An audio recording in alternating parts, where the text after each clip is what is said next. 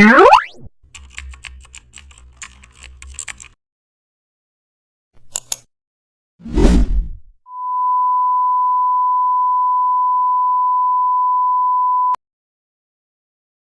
this tutorial, you'll design a content preview tile using Photoshop custom shapes, commonly used for blog cards and video previews.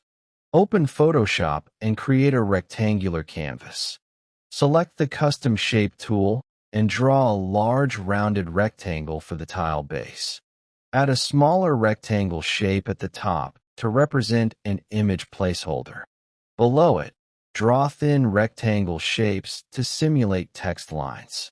Place a circle shape at the corner for a category icon. Duplicate the tile, move it slightly downward, and add a subtle shadow. Zoom out. The preview tile now looks modern and ready for content.